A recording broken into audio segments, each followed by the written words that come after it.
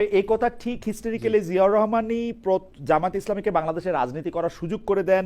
পরবর্তীতে বিএনপি নেতা খালেদা জিয়া নেতৃত্বে সরকারে জামাতের দুইজন শীর্ষ নেতা মন্ত্রী হয়েছিলেন। আমরা দেখেছি বিভিন্ন সময় 15 বছরে আওয়ামী লীগের বিভিন্ন কর্মকাণ্ডে যেখানে আপনারা নিপীড়িত নির্যাতিত হয়েছেন, বিএনপি কিন্তু বা বেগম খালেদা জিয়া কিন্তু আপনাদের পক্ষেই কথা বলতে চেয়েছেন বা যতটুকু পেরেছেন করেছেন, কিন্তু আপনারা এখন মানে বেশিরভাগ সময় বিএনপির নিন্দামন্দ করেন। কোনো সময় আমরা দেখি যে সেই নিন্দামন্দের ভাষা খুব সাংঘাতিক রকমের আক্রমণাত্মক হয়। আমরা দেখেছি যে একজন, শুধু বিএনপির প্রতি না, এখন একটা ডাকসু ইলেকশন হইতেছে, সেই ডাকসু ইলেকশনে যে ছাত্র প্রতিনিধি দাঁড়িয়েছেন তারে আক্রমণ করে ভাষা, বিশেষ করে অনলাইনে, সেইটা অত্যন্ত মারাত্মক। এইটা কি মনে হয় তাহের ভাই আপনারা ডেলিবারেটলি বিএনপির এগেনস্টে ঘৃণা ছড়াইতেছেন বা বিএনপিকে একটা দল হিসেবে দেখাতে চাইতেছেন, যেটা আপনারাই প্রথম বলছেন যে আমরা আরেকটা জালিমের কাছে যাইতে চাই না? এইটা কি পলিটিক্যালি মানে মানে এটা কি ঠিক হইতেছে কিনা বিষয়টা? আমি একেবারেই ঠিক হচ্ছে না, একেবারেই নিন্দনীয়। আমরা কখনো এটাকে এনকারেজ করি না। এটা আমাদের লোকেরা বলুক বা বিএনপি বলুক, এখানে বাসার সৌন্দর্য মাধুর্য রেখে কেউ কারো পজিটিভ ক্রিয়েট করতে পারে। আমি ব্যক্তিগতভাবে এবং দলীয়ভাবে এটা সাংঘাতিক, এটার বিরুদ্ধে। এটা হতে পারে না। এক, 2 নম্বর হচ্ছে আপনি যেটা বলেছেন জিয়াউর রহমান সাহেব পিপিআর যেটা করেছিল, পলিটিক্যাল পার্টি রেগুলেশন, তার ভিত্তিতে আওয়ামী লীগকেও উনি এখানে কাজ করার সুযোগ দিয়েছেন, আমাদেরকেও দিয়েছেন, কারণ আওয়ামী লীগ বাকশাল থেকে অঞ্চল করেছিল। আসলে রাজনৈতিক অ্যালায়েন্সটা পারস্পরিক স্বার্থে হয়। জামাতের স্বার্থেই এটা বিএনপি করছে না, বিএনপির স্বার্থেই জামাত করছে না।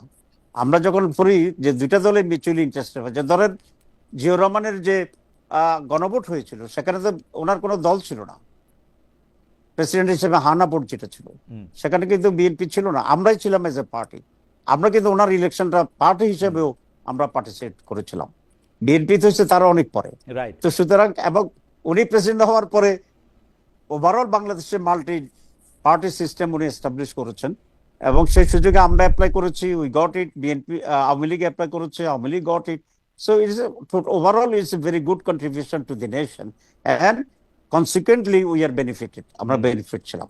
এরপরে আপনি আসেন যে 91-এ বিএনপি তো মার্জিনালি একটু ক্ষমতা সরকার গঠনের জন্য ওনার উইক ছিল, লিমিটেশন দরকার ছিল আপনাদের সিটের, এবং আমরা গিয়ে without any condition, without any source of benefit, আমরা বঙ্গভবনে গিয়ে অফিসিয়ালি চিঠি দিয়ে বিএনপি কে সমর্থন করেছি।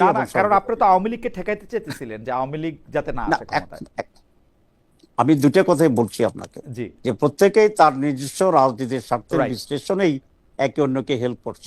এমন না যে বিএনপি আমাকে খুব হেল্প করছে আমাকে দয়া করে, অথবা জামাত ইসলামী বিএনপি কে সরকার করতে দিচ্ছে দয়া করে, ব্যাপারটা এরকম না।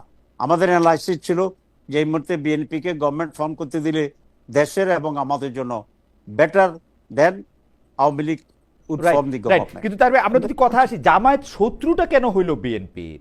মানে কেমন শত্রু হইছে যে, মানে ধরেন আমি যদি প্রশ্ন করি, জামায়াত বিএনপিকে দুর্নীতিবাজ কইতেছে। এখন বিএনপি দুর্নীতিতে সবচেয়ে বেশি দুর্নীতি করছে 2001 থেকে 2006।